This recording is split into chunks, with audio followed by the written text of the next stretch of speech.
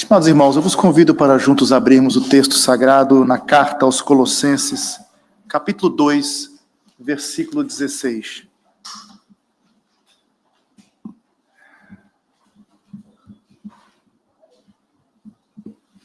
Colossenses capítulo 2, versículo 16. Nós vamos ler até o versículo 23 na sequência da série de exposições. E diz assim o texto sagrado: ninguém, pois, vos julgue por causa de comida e bebida, ou dia de festa, ou lua nova, ou sábados, porque tudo isso tem sido sombra das coisas que haviam de vir, porém o corpo é de Cristo. Ninguém se faça árbitro contra vós outros, pretextando humildade e culto dos anjos, baseando-se em visões, enfatuado, sem motivo algum na sua mente carnal, e não retendo a cabeça, da qual todo o corpo, suprido e bem vinculado por suas juntas e ligamentos, cresce o crescimento que procede de Deus.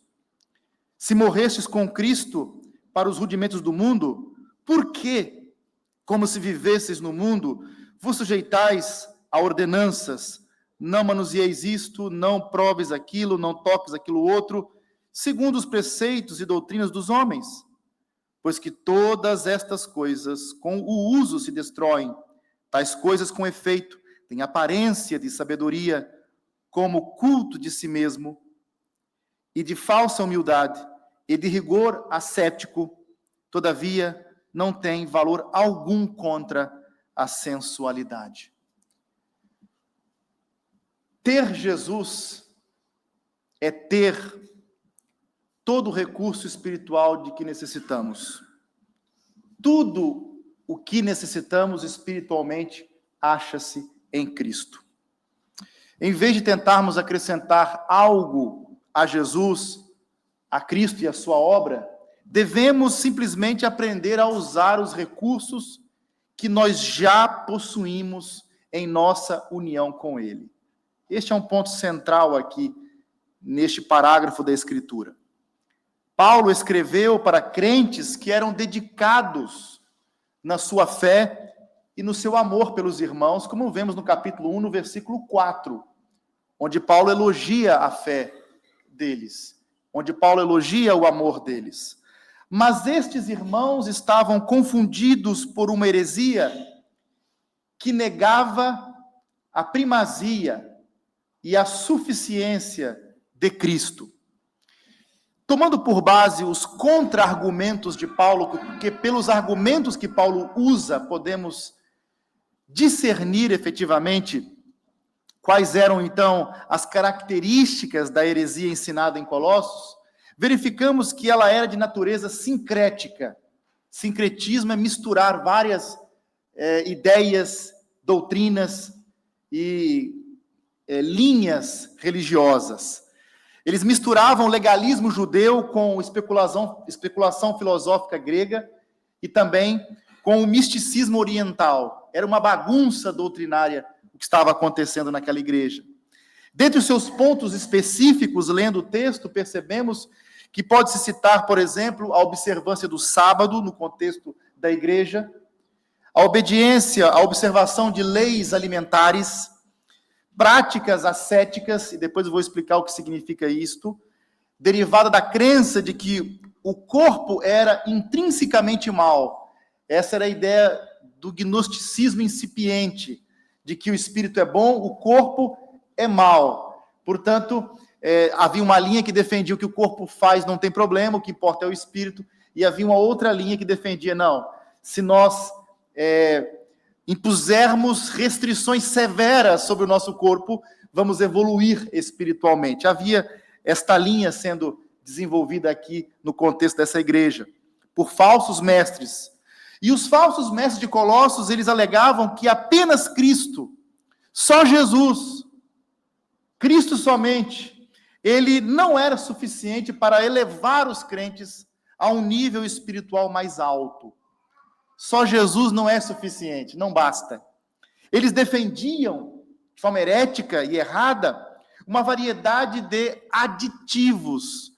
Eles incluíam coisas para além de Jesus. Por exemplo, o legalismo. Vemos isso nos versículos 11 até o versículo 17. E também o sincretismo, eu poderia resumir por misticismo, o que vemos nos versículos 18 até o 19, o texto que foi lido. E também o ascetismo, ou práticas ascéticas, que tem a ver com a austeridade e disciplina do corpo. Vemos isso nos versículos 20 ao 23. Paulo, porém, nesse texto, adverte os colossenses contra negociar a sua liberdade em Cristo. O que ele já havia dito também na carta aos Gálatas, no capítulo 5, versículo 1. Foi para a liberdade que Cristo vos libertou. Vocês estão unidos em Cristo. Portanto, não deixe que ninguém roube a vossa liberdade em Cristo Jesus. E vamos analisar, portanto, esses versículos 16 e 17, onde Paulo vai avisar a igreja sobre o perigo do legalismo. O legalismo não tem poder de salvar a alma das pessoas. Portanto, ninguém vos julgue pelo comer ou pelo beber, ou por causa dos dias de festa ou da lua nova ou dos sábados, que são sombra das coisas futuras, mas o corpo é de Cristo. Paulo dirigia-se a pessoas legalistas que estavam na igreja e acreditavam que somente um relacionamento pessoal com Jesus era insuficiente para agradar a Deus. Havia uma série de regras extra-bíblicas, que Jesus não ensinou, mas que é fundamental para que Deus pudesse relacionar com ele, um relacionamento correto com Deus pudesse acontecer. Eles haviam acrescentado regras sobre o comer, o beber, o vestir e a aparência, rituais e assim por diante. Regras que eram adicionais para além de Jesus, para que Deus pudesse aceitar as pessoas. Era isso que eles ensinavam.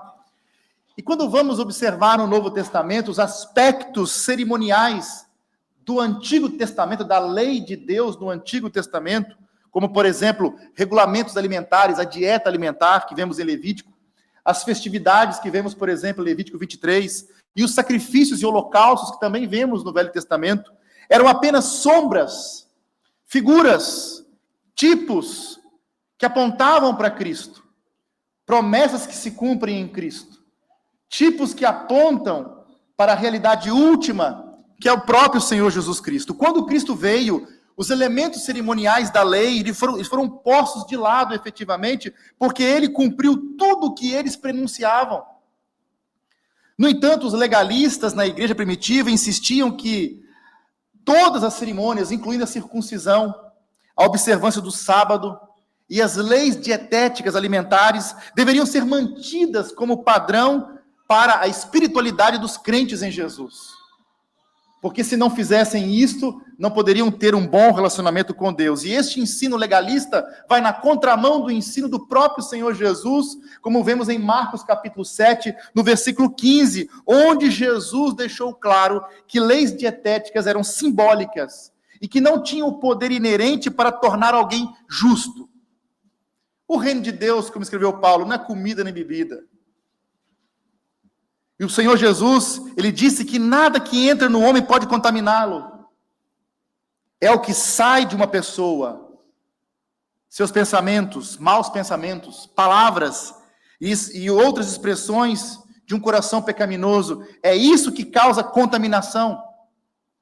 Lemos também no Novo Testamento, em Atos capítulo 10, por exemplo, quando Pedro teve aquela visão de vários tipos de animais imundos que Deus ordenara que ele matasse e comesse, quando Pedro fez então objeção, versículos 14 e 15, de que ele nunca havia comido coisa alguma comum ou imunda, negando, portanto, fazer o que Deus ordenara, porque ele nunca havia feito isso, mas uma voz do céu disse: ao que Deus purificou, não considere comum. Deus aqui estava a revelar o que Jesus já havia ensinado, mas está aqui a confirmar este ensinamento de que ao seu povo, as leis dietéticas do Velho Testamento não estavam mais em vigor. Essas leis não estão mais em vigor no contexto da nova aliança. Então, se hoje no seu almoço o irmão comer uma bifana de porco, não tem problema. Mas no Velho Testamento, não poderia fazê-lo. Comer uma bifana tem que ser de porco, não é? Paulo resumiu esse ensino, por exemplo, em 1 Coríntios 8:8. Não é a comida que nos recomendará a Deus, pois nada perderemos se não comermos, e nada ganharemos se comermos. Ninguém perde nada se comer ou se deixar de comer. Não há ganho nenhum em cumprir essa lei ou não cumprir. É um caso, já chamamos de leis, aspectos de adiáforas, ou seja, coisas que não são centrais, fundamentais. Em 1 Timóteo 4, por exemplo, versículos 1 ao 5, Paulo adverte contra aqueles que, dando ouvidos a espíritos enganadores e a doutrinas de demônios, pela hipocrisia de homens que falam mentiras, tendo cauterizado a sua própria consciência, proibindo o casamento, a observância, por exemplo, ordenando a abstinência de alimentos que Deus criou para os fiéis e para os que conhecem a verdade, a fim de usarem deles com ações de graças, porque toda criatura de Deus é boa e não há nada que rejeitar, sendo recebido com ações de graças, porque pela palavra de Deus e pela oração é santificada. Então havia um grupo que defendia que tinha que se abster, por exemplo, do casamento, de certas comidas, disso, aquilo, outro, seguindo a lei do Velho Testamento. E Paulo diz, isso acabou. Isso não faz mais sentido na nova aliança, porque isso apontava para Cristo. Portanto, as escrituras sagradas do Novo Testamento estão unificadas para nos dizer que não devemos permitir que alguém faça um julgamento sobre a nossa espiritualidade com base na comida ou com base na bebida utilizada na nossa dieta. Então, que ninguém vos julgue, não aceite ser julgado com base nestas coisas. É o ensino de Paulo. Ao mesmo tempo, ele vai também alertá-los acerca do legalismo ligado ao calendário judaico. O mesmo se aplica ao calendário religioso do Velho Testamento. Os judeus tiveram seus dias especiais de festa. Vemos isso em Levítico 25. Suas celebrações de lua nova, seus sábados. Mas quando Cristo veio, ele cumpriu todas estas coisas. Nós não guardamos mais o dia de sábado, porque agora adoramos no dia do Senhor, o primeiro dia da semana, o dia onde se comemora a ressurreição de nosso Senhor e Salvador Jesus Cristo. E o versículo 17 do capítulo 2 de Colossenses é claro quando diz que é uma sombra das coisas que estavam por vir. A realidade, no entanto, é encontrada em Cristo. Com Cristo, a realidade chegou. Logo, as sombras não têm valor. Jesus vem caminhando pelo Velho Testamento, mas ele chegou, e agora que ele chegou, eu não fico com a sombra, eu tenho ele, eu tenho a realidade, estou unido em Cristo Jesus, não mais vou seguir os rudimentos antigos. Por que que o legalismo, meus irmãos, com a sua rigidez, é tão popular? Os irmãos não sabem, mas quanto mais rígida é uma igreja, mais ela cresce. Talvez os irmãos não saibam disso, mas eu quero dizer, uma igreja rígida cresce. E o legalismo tem uma capacidade de atrair as pessoas. Por quê? Porque é dentro desse sistema em que se pode medir a vida espiritual das pessoas, onde as pessoas se vangloriam de atingirem este nível. Olha como ela é santa. Esta sim é uma mulher de Deus, porque fez isto. Há uma tendência nossa de querer encontrar um padrão para medir. A carne acha difícil fazer as coisas que são espirituais, porque o espírito está pronto e é forte, mas a carne é fraca. As coisas que são verdadeiramente espirituais, a carne tem dificuldade, mas o legalismo é uma coisa fácil. A carne não tem problema com as regras religiosas, com regulamentos, com dietas e coisas do gênero. Mas, meus irmãos, quando se trata de pecados reais, é mais difícil. O legalismo, ele não consegue ajudar a pessoa a amar, a perdoar. Não é eficaz contra a inveja, contra o egoísmo, contra o pecado. O legalismo tem uma característica triste, ele é inerentemente sem alegria.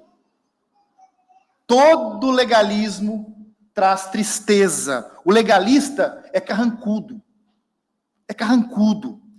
É como um homem daquela tribo isolada, que estava avaliando o trabalho missionário de um evangelista legalista, que estava a tentar convencê-lo a se converter à fé cristã. E o membro da tribo, que era muito velho, e o missionário era muito focado no Velho Testamento, com regulamentos e regras e princípios, que ele tinha que fazer isto, aquilo, outro, uma série de restrições, ao invés de pregar o evangelho da graça de Deus, focou no que o homem tinha que fazer.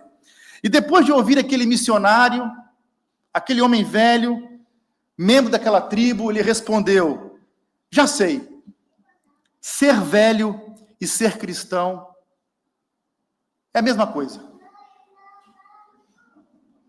Porque ele era velho, cheio de regras e regulamentos, e o missionário só elencando uma série de coisas que ele tinha que fazer para ele ser salvo, ao invés de pregar o evangelho da graça de Deus que transforma o homem para uma novidade de vida.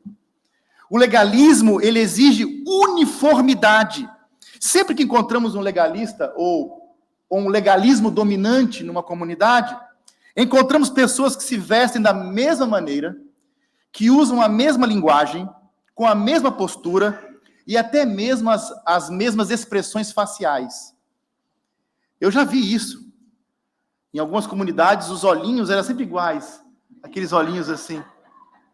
Os cacuetes, o jeito de se mexer, de mexer as mãos. Que loucura! É bizarro tudo isso. O legalismo é capaz de produzir uma uniformidade grotesca. E vemos isso em algumas seitas em que o pregador principal, o dono da igreja lá, todo mundo imita ele, todo mundo imitando aquele pregador, até no seu jeito de se mexer e de falar, o tom de voz, tudo isso. O legalismo, ele produz uma fé superficial. Os legalistas, eles não enfatizam as coisas que são importantes, verdadeiramente importantes, mas as regras extrabíblicas, ignorando pecados como cobiça, fofoca, calúnia, amargura e ódio. Tudo isso não enfatizam. Curiosamente, Paulo não diz aqui, proíba os fiéis de manter, por exemplo, dias especiais e dieta especial. Paulo não está proibindo ninguém de guardar o sábado. Paulo não está proibindo o judeu de ser judeu. Paulo não está aqui inspirado pelo Espírito Santo dizendo, você não pode ter uma dieta judaica, você não pode fazer isso ou aquilo outro. Não é isso. Em vez disso, ele diz, não deixe ninguém te julgar por causa destas coisas. Há uma grande liberdade em nós que somos cristãos. Podemos manter dias, podemos manter dietas, mas a Escritura rejeita o direito de qualquer um de julgar ou de obrigar o outro a cumprir, por exemplo, as suas preferências, as suas próprias preferências. Meus irmãos, eu tenho tantas preferências. Se os irmãos fossem submetidos ao modelo cristão que eu gostaria, eu acho que muitos ficariam tristes. Mas o padrão não sou eu, é a palavra de Deus. A Bíblia é suficiente para descobrirmos aquilo que Deus quer que façamos, quer que pensemos. Não devemos acrescentar nenhuma proibição àquelas que já estão afirmadas na santa palavra de Deus. Deus nada exige de nós que não esteja determinado explícita ou implicitamente na Sagrada Escritura. Deus, ele não exige que creiamos em nada sobre si mesmo, sobre a sua obra, que não se encontre na Sagrada Escritura. A nossa consciência deve ser cativa à palavra de Deus somente, e não às opiniões de um pastor, de um pregador, de um irmão. Não se intimide pelas expectativas sem fundamento da parte das outras pessoas. Não caia nisso. Deixe que o seu comportamento seja regulado por amor a Cristo e por santas aspirações, obviamente, produzidas pela habitação do Espírito e pelo estudo diligente da palavra de Deus. E todo crente sincero em Jesus, que ama Jesus e que ama o irmão, é cuidadoso também, porque há irmãos que têm escrúpulos difíceis de entender, mas por amor a ele também, fazemos sacrifícios. Contudo, não se deixe ser julgado ou não se submeta a um padrão religioso que não esteja claramente estabelecido na palavra de Deus. Versículos 18 e 19 nos diz que a verdadeira espiritualidade é desenvolvida quando o cristão se apega firmemente em Cristo. É nele que tudo acontece. Os crentes em Colossos, eles estavam a ser pressionados por pessoas supersticiosas. Já conheceu alguém assim, supersticioso?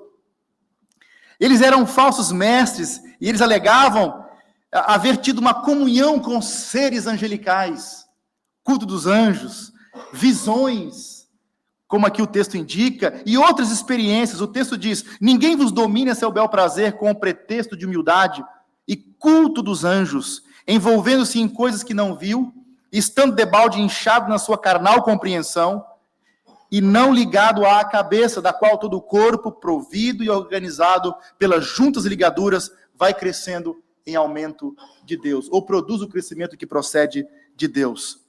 Paulo explica esse tipo de misticismo, que é produto de uma mente orgulhosa e não espiritual.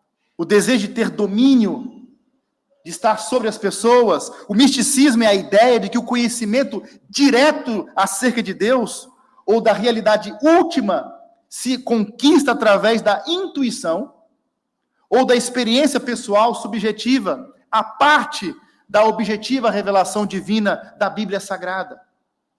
É aquele profeta que diz assim: para de ouvir a Bíblia, os profetas da Bíblia já morreram, você tem que ouvir um profeta vivo. Eu estou aqui hoje, escuta a mim que eu sou o profeta vivo. Irmão, não caia nisso, porque a palavra de Deus, ela é inspirada pelo Espírito Santo. Foi ela que Deus nos deixou para guiar a nossa fé, para a formulação da doutrina e para a nossa prática, e não as ideias das pessoas, os sentimentos das pessoas. Alguém tem um insight, uma intuição, um sentimento, e diz isso, e a pessoa ignora a Bíblia e segue aquele conselho que não está na Bíblia.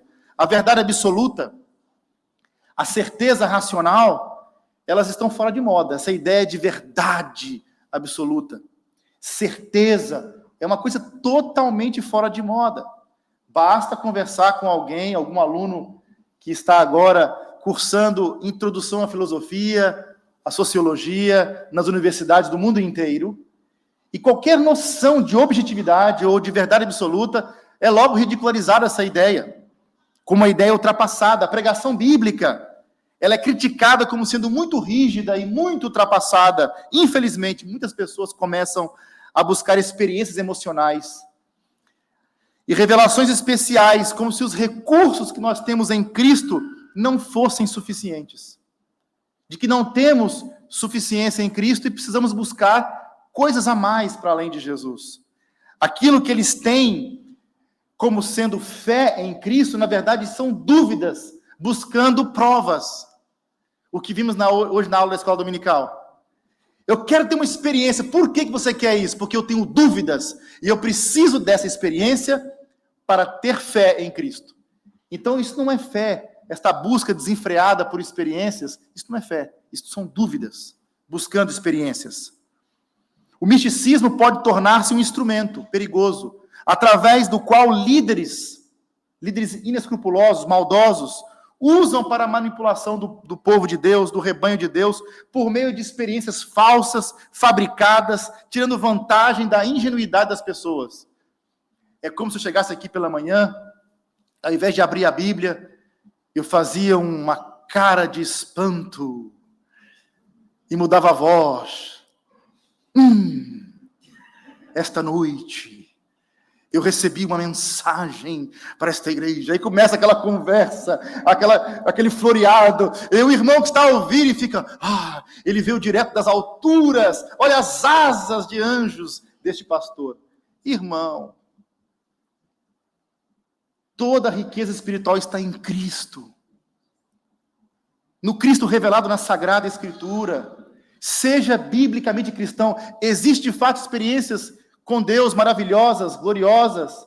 Contudo, cuidado com esses ambientes em que focam tanto nesse misticismo. É perigoso. A ideia de aprender os segredos do mundo espiritual é algo tentador. A prova disso é que as cartas de tarô, por exemplo, são convidativas. O seu design estético tem a intenção de exalar mistério. Que coisa que está ali. Milhões já caíram nesse erro. Já caíram nesse engano. Da mesma forma, os signos místicos do zodíaco atraem muitas pessoas. E eu fico admirado que, um dia desse, conversando com uma irmã querida, e ela ficou espantada de que não é conveniente para um crente ficar lendo o seu horóscopo. E ela, eu não sabia, eu sempre fico curiosa para saber o que está a falar sobre mim. Quer dizer, como assim, irmão? Não caia nisso. Isto é engano. Aquelas falsas, ou eu diria aqueles falsos mestres de Colossos, que alegavam não serem dignos de se aproximar diretamente de Deus, e por isso estavam a recorrer aos anjos, porque os anjos falam com Deus, e depois os anjos trazem Deus para nós, porque eu não sou digno de falar diretamente com Deus, eu preciso de um intermediário, os anjos. Era a visão dos gnósticos. Não se pode chegar diretamente a criatura ao Criador, então passa pelas emanações, pelos anjos. Essa mesma conversa nós vemos também, infelizmente ainda hoje, naqueles que se aproximam de Deus por meio de Maria, dos santos, de outros mediadores, mas a Bíblia é clara, há um só Deus, e um só mediador entre Deus e os homens, Jesus Cristo. É um pretexto de humildade, mas é arrogância, porque só há um caminho que leva o homem a Deus, é Jesus. Não é a Igreja Batista, não é o pastor, não são os sacerdotes das religiões, é só Jesus.